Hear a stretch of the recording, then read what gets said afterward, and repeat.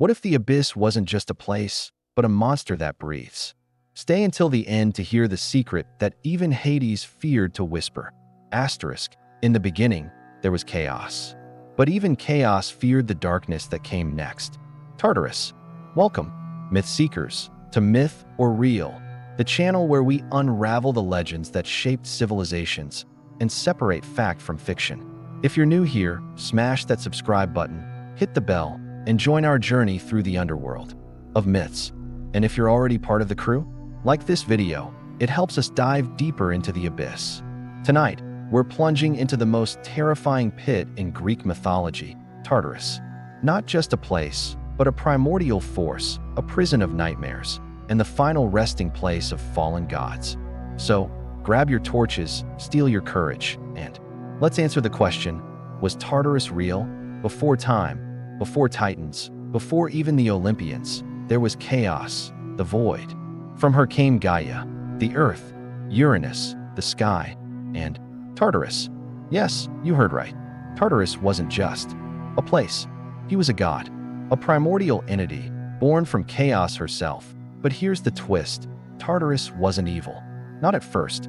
He was the abyss, the unimaginable chasm beneath the earth, darker than night and deeper than the sea. Hesiod's Theogony describes him as a dank place where even the gods tremble, a realm where the boundaries of existence blurred into oblivion. Now, here's where it gets juicy. Tartarus didn't start as a prison. He was a cosmic force, like Gaia or Nyx. But his story changed, because Tartarus would become the ultimate dungeon, where the most dangerous beings in the cosmos were cast into eternal torment.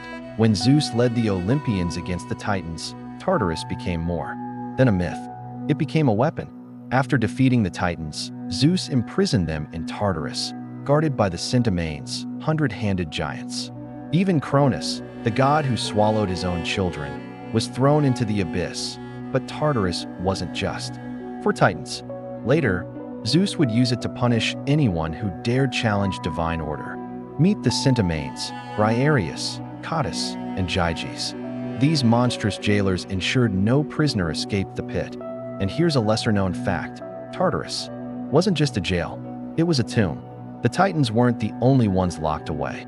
Giants, monsters, and even primordial gods like Typhon, the deadliest serpent ever, were buried there.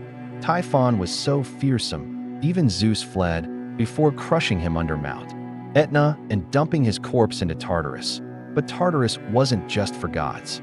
Mortals could earn a one-way ticket, too, if they angered the divine. The sinners of Greek myth faced eternal torment here.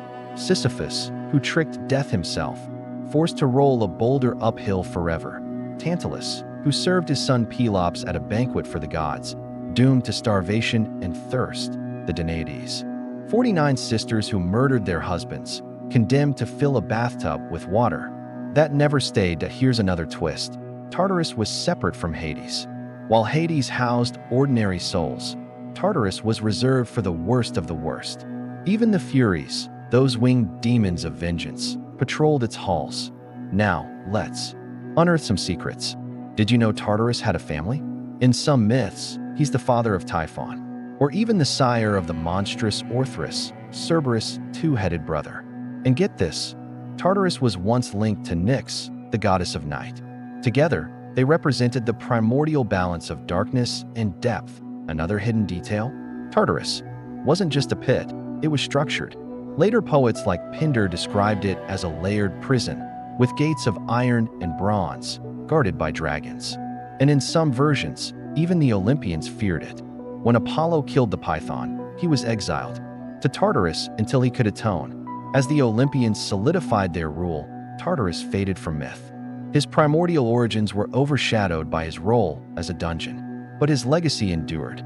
In the Christian era, Tartarus became the blueprint for hell itself, a place of eternal fire and despair. So, was Tartarus real? Probably not. But his story reveals something timeless: humanity's fear of punishment, the unknown, and the consequences of hubris.